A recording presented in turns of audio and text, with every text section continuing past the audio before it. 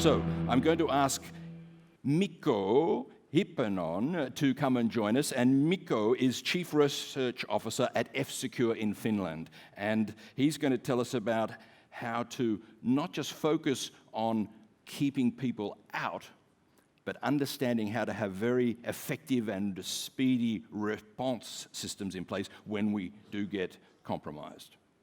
Please help me welcome to the stage, a big welcome, a WHD.global welcome for Mikko Hyppönen. Mikko, come and join us.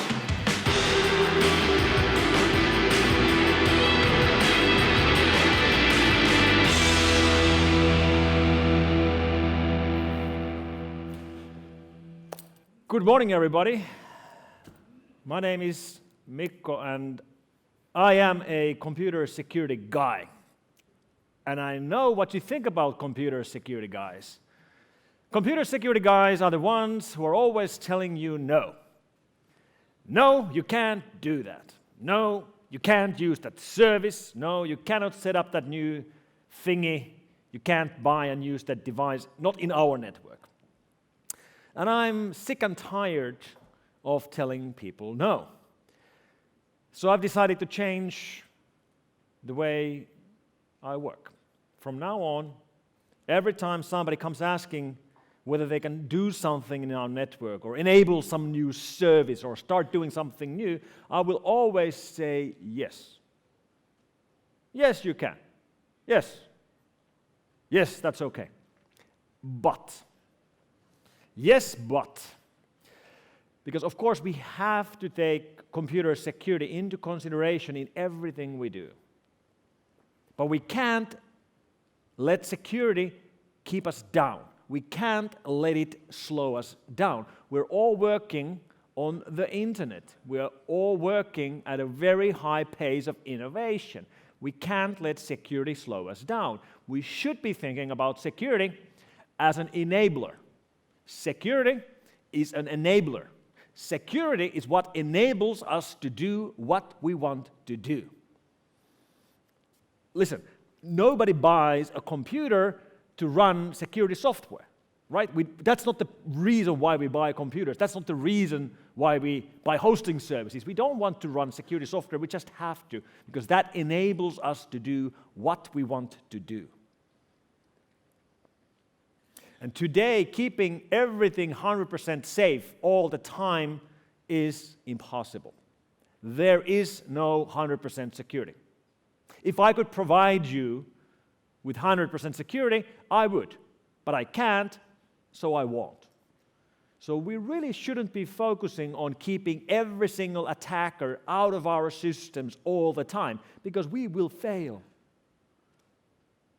Instead of that, we should really be focusing on resilience and focus on being able to continue working even when there is a breach, and to be able to detect and to respond to the breaches much, much faster. Because right now we regularly work with cases where we find out during our investigation that the attackers had been in already for 12 months, 18 months, 24 months without getting detected. And if you have a large enough network, you will always have a breach somewhere. So, let's look at the Fortune 500 companies, the biggest companies on the planet. How many of the Fortune 500 are hacked right now? And the answer is 500. Every single one of them. Every single one of the Fortune 500 is hacked right now. Why? Because every single one of the Fortune 500 companies has a global network of tens of thousands or even hundreds of thousands of workstations. They can't possibly keep every single part of their network clean and out of breach at all times. They always have a breach somewhere. And one of the big challenges we're facing in security is that organizations and even end users have a very abstract notion, very abstract idea about who we are fighting. No, there are these evil hackers who try to break into our systems. Like, who really are these people? If we really want to be able to defend, we have to understand who we are fighting. And there is no single group of attackers. There's actually multiple different groups of different kinds of hackers. And we have to understand the different hacker types if we want to be able to defend our networks. Because it starts from guys like these, guys in their tracksuits. This is Charlie and this is Chris. They're hackers, but they are the good kind of hackers. White hat hackers, people who hack into services and systems to improve them. Charlie and Chris made the headlines last year when they broke into the Chrysler cheap vehicle systems. And they didn't do that to drive people off the road. They did that so they could tell Chrysler what they found so Chrysler could fix it. So good hackers. Then we have other groups, like hacktivists, who break into systems and launch denial of services attacks from their botnets for protest purposes or political purposes or to voice their opinion. So they do break the law, but they're not doing it to gain something for themselves. They're not looking for personal benefit, which makes them different from group number 3, criminals, the ones who try to make money with their attacks. And criminals are the biggest problem. This is the source of most of the attacks we see, because criminals target pretty much everyone, unlike group number 4, governments. Yes, governments are operating on the internet. Yes, militaries and intelligence agencies are launching attacks. They're doing espionage, they're doing sabotage. It's all true. But these attacks are actually very rare because very few organizations, very few companies are worth spying for. Most organizations represented in this room are probably not targets of foreign intelligence agencies because very few organizations are. So these attacks do exist and they are very, very serious when they happen. But most organizations are not being targeted by them. And then we have the last group, which is extremists and terrorists. And this is an upcoming problem. We don't yet really have a problem with this, but it's quite clear that especially with the Islamic State, this situation is not getting better. It's getting worse. So like I said, criminals are where most of the attacks come from. So when we speak about online criminals or organized online crime, who are we actually speaking about? Well, we're speaking about guys like these. Here on the left, Denis Kalovskis from Riga in Latvia, who was the brains behind the Gozi botnet operation. In the center, Viljar Kivi from Estonia. He was running fairly large-scale phishing operations until last year. And then on the right, we have Yevgeny Bogachev from Moscow, Russia. And unlike Denis and Viljar, Yevgeny is not in jail right now. Denis and Viljar have been caught and sentenced. They're both in jail. Yevgeny is on the loose. He's somewhere in southern Russia right now, or somewhere in Emirates, in one of those locations. And you can actually find Yevgeny from the Interpol Most Wanted lists, where he is wanted for computer crimes, and I'm guessing he's also wanted for crimes against good taste. Like, what the hell is that? Yevgeny was the guy who was running the Zeus operation, and Zeus was one of the largest banking Trojan operations in history. Now, when companies get targeted by guys like Denis, Viljar, and Yevgeny, it becomes very expensive. But how expensive? How expensive is it to get hacked? Well, we have actually a fairly good figure to put on that, because Yahoo got hacked last year, and they lost over 1 billion user credentials, including user passwords. And this was in the middle of a merger, because Yahoo was being bought at the time by Verizon. And because of the hack, and because of the hack only, Yahoo acquisition price had to be dropped by $350 million. And that's a pretty good price tag. And the only reason why the price dropped by $350 million was because they got hacked. So that's how expensive it can be. So if Yahoo's 1.3 billion user accounts were stolen, who actually stole them? Who hacked Yahoo? Well, this guy hacked Yahoo. This is Karim Baratov, another Russian, although he lives in Toronto in Canada. He, together with his friend Alexei, were the guys behind the Yahoo hack.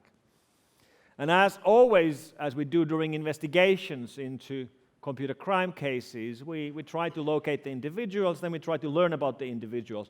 And today it's actually fairly easy to learn quite a bit about anybody because we are all online, right? We all are on social media. And criminals are no different.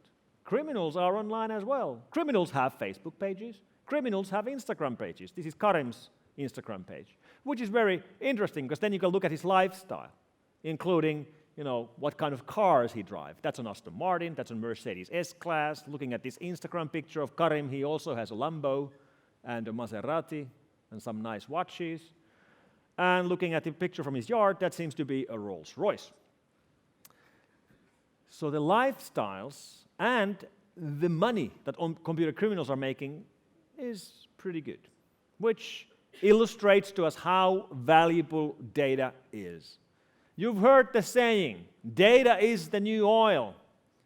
Well, that's true. Data is the new oil. Data is valuable. If you're a computer criminal, you can make enough to live large. And this reminds me of another hack. I'm not going to do a hands up, but if I would do a hands up with you asking how many of you are using LinkedIn, I'm guessing most of you would be having your hands up. And if I would ask how many of you were using LinkedIn 5 years ago, I'm guessing most of you were already using LinkedIn in 2012. And if you were using LinkedIn in 2012, you were hacked. Well, you weren't hacked, but your information was hacked and stolen from LinkedIn. Because LinkedIn was hacked in 2012, and 130 million accounts were stolen, including usernames, user email addresses, and unencrypted passwords. So if you had an account on LinkedIn in 2012, your email address and your password was stolen. And I had an account on LinkedIn in 2012, so I am one of the victims. Victims of who? Who hacked LinkedIn? Who was the hacker behind this? Well, it's this guy. This is Yevgeny Nikulin, another Russian. Well, don't get me wrong, not all online criminals are from Russia. Not all of them are from Russia because some of them are from Ukraine. In all seriousness, when we look at the world map, of course there's plenty of activity from Russia, Ukraine, Belarus, Lithuania, Latvia, as well as from Eastern Europe, places like Romania or Moldova. But clearly, that's not the whole picture. We do see tons of activity from China. We see tons of activity from places like South America, especially Brazil. But we do have online criminals everywhere. We have online criminals right here in Germany. But the biggest amount of criminals are coming from places where you have people with the skills, but without the opportunities. So if you are a good programmer and you're living in Frankfurt or London, you can get a job with your skills. But if you're the same programmer and you're living in Siberia or in the slums of Sao Paulo, you can't really get a job with your skills. And most likely the easiest way for you to make a living with the skills you have is to go to the life of crime. And crime pays. I mean, we see these guys make enough money to buy Rolls Royces. So most of you were a victim of Yevgeny. I was a victim of Yevgeny. He was a victim of Yevgeny as well. Because Mark Zuckerberg had a LinkedIn account in 2012. And since the LinkedIn database became public last summer, we can now go and take a look at Mark Zuckerberg's LinkedIn password. And Mark's LinkedIn password was da da da. And that's a bad password. To make it worse, Mark was using the same password almost everywhere. And this is weird because we all know that he's a smart guy. Obviously, he's a smart guy, yet he's using da da da as a password. He wasn't using da da da as his password on Facebook. I'm guessing he was using da da da da as his password there. And people make mistakes like this. Even smart people make mistakes like this. In fact, we did a survey in which we asked people about their password usage. And 15% of the people answer that they use one password. And when they say they use one password, they don't mean that they use one password, the password manager. They mean that they really only have one password. They use the same password everywhere. And that is a stupid idea. So, if we go back to Yevgeny, he stole 130 million LinkedIn passwords and 130 million LinkedIn email addresses. So let's look at the money. How much money did Yevgeny make with this? How much money did he make? I don't have an answer for that. I don't know how much money he made. But, just like with Karim, we found Yevgeny's social media accounts, including videos from YouTube about his hobbies.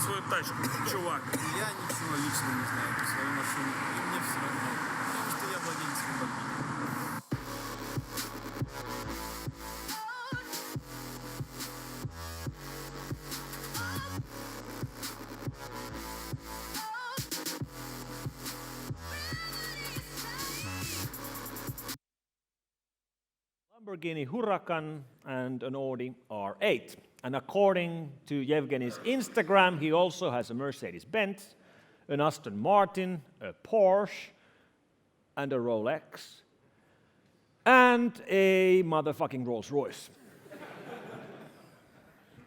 So what was the question? How much money did he make? I don't know, but he made enough, right? When you drive a Rolls-Royce, you've made enough. The good part is that Karim and Yevgeny are not enjoying their Rolls-Royces at the moment. Karim was arrested last week in Toronto because of the Yahoo hack. Yevgeny was arrested in January because Yevgeny was stupid enough to leave Russia because he went on a holiday with his girlfriend to Czech Republic. And he was arrested in a Michelin-starred restaurant in Prague in the middle of a dinner. And now he is awaiting extradition to the United States, where he will be going to jail for decades, most likely. So crime pays and it doesn't pay. If you get caught, it doesn't pay. Now, one of the big mega trends we've been monitoring in computer security circles for the last 5 years has been ransom attacks, like ransom Trojans, like this one right here. This is the DMA locker. You get infected because you get an email attachment or you browse to a website which has an exploit kit. It infects your system, in this case, a Windows system. And then it will overnight encrypt all your files, and then it asks you to pay a ransom in Bitcoin to get your own files back. And it's not just your computer. It's not just your laptop which gets encrypted. It will mount every single file share that you can mount. And then it will encrypt the files on those file shares. So you can imagine one of your employees getting an infection in his or her laptop at an airport lounge or at some hotel. Then he or she walks to the office with the infected laptop and plugs it into the corporate network. And then overnight, it's going to encrypt everything in your network, including stuff in your cloud storages, if your cloud can be mounted as a drive. So, for example, Dropbox gets encrypted as well. And this is the time when you start reviewing your backup processes and how well you can restore data. And one tip I have for you is that backups are not backups until you have tried restoring them, right? Before that, they are, I don't know, Schrödinger's backups. You know, they might work or they might not work, we don't know. The only way to find out is to actually restore them. And you have to do that. So make backups, then make backups of your backups, and make sure that you can restore the stuff, even if everything connected to your systems is overwritten. So a backup on a cloud storage is not a backup if you can't access it.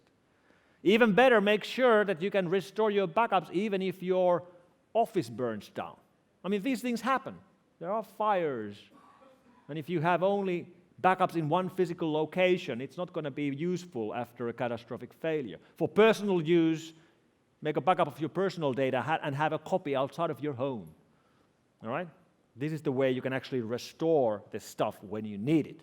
And the mega trend behind ransom attacks and ransom Trojan attacks is Bitcoin. And Bitcoin, as an example, as the most successful example of cryptocurrencies, is not really evil, of course. I mean, obviously, Bitcoin isn't evil. It's just the same thing as cash. And just like in the real world criminals prefer cash, in the online world, online criminals prefer Bitcoin. So, for example, most of the real world's drug trade is done with cash. It's kind of hard to buy cocaine with a credit card. Or so I've been told. Exactly in the same way, most of the online world's drug trade is done with Bitcoin. Or we're actually seeing some increase now with Monero and especially Ethereum, which are the up-and-coming Bitcoin killers. But the underlying innovation underneath Bitcoin is really blockchain. And blockchain is really interesting. And blockchain is one of those innovations which seems really obvious after someone invented it. That's a sign of a great innovation. It's really obvious once it has been invented, but it wasn't obvious until it was invented. And the idea of a public ledger of transactions, which can never be changed, which are always public, but which can never be changed after they're locked into the ledger. That's a very powerful idea. I was really interested to see an innovation from Bosch, the electronics company. They are now prototyping car odometers, showing how many kilometers you've driven in your car, where the information is stored in a blockchain, which means there's no way to fake the odometer. When you sell your car to a dealership, they can't reverse or do odometer fraud. They can turn back the meter, but the blockchain will have a different story, and there's no way for them to fake the numbers in the blockchain, which is brilliant. I mean, there's tons of things you can do with blockchain which have nothing to do with currencies and which have nothing to do with fraud. And with ransom Trojans, if you actually go and pay the ransom, they will deliver. If you get hit by these, if it encrypts your files, if you don't have a backup and you pay the Bitcoin ransom, they will give you your files back. It almost always works. So at least they are honest criminals. Now, of course, we don't recommend anybody to pay the ransom. I'm just telling you that it works, because we've tested this. In fact, we've also found out that you can almost always haggle. You can almost always try to negotiate the price. They're asking for 2 Bitcoins, and you're like, I don't have 2 Bitcoins. What about, 0.9 Bitcoins? How's that? And, you can go back and forth, and they will almost always negotiate. We've tested this. But they will deliver. If you pay, they will deliver, which is fair. And the biggest innovation I've seen in ransom Trojans lately was in a ransom Trojan which we found in January, which is called Popcorn. Popcorn infects your system, encrypts your files, and asks you to pay 1 Bitcoin, which right now is around 1,000 euros. You pay 1,000 euros, you get your files back. But imagine that the victim is a home user who doesn't have 1,000 euros. His memories have been encrypted, his holiday pictures, his email history, everything's encrypted. He wants them back, but he doesn't have 1,000 euros. Popcorn Trojan will give you an option of getting your files back for free. It will give you your files back for free if you infect 2 of your friends.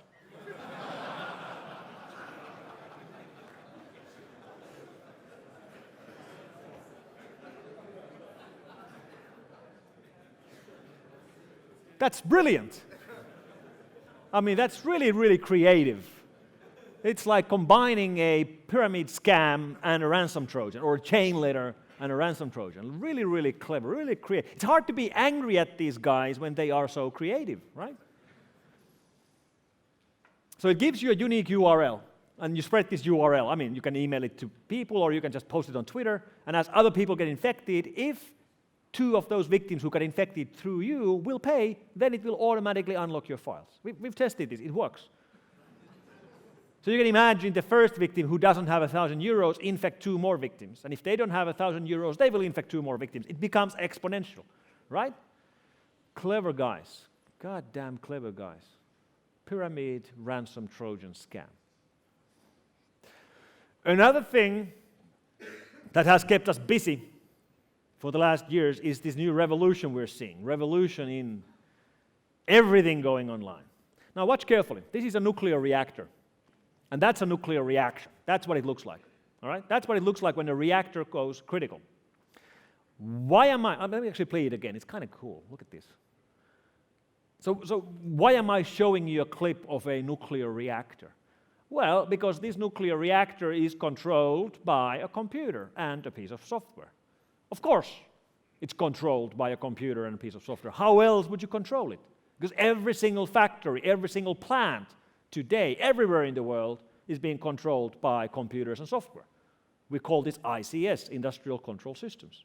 And this is where the IoT revolution started from. And now it's coming to our homes. During our lifetime, every single computer has gone online. All computers are connected, all phones are connected. What's going to happen next is that everything else will go online. If it uses electricity, it will go online. If it's something that we use to plug into the electricity grid, in the future we will plug in to the internet grid as well. And this is going to happen whether we like it or not. It's going to happen. And this means many things. One thing is that nowadays when you buy a washing machine, you actually have to agree to an end-user license agreement, terms and conditions, because it uses cloud services and collects analytics and things like that. So what's the biggest lie on the internet? The biggest lie on the internet is that I have read and I agree to the license agreement. Right? Because we haven't read and we do not agree with the license agreement. What we click accept anyway. And we know people lie. How do we know this? Because we've tested this. Some time ago we set up a free Wi-Fi hotspot in London. F-Secure free Wi-Fi. Free internet access. All you have to do is to accept our terms of service. And our terms of service mention that, by the way, for using this Wi-Fi, you have to give your firstborn child to F-Secure.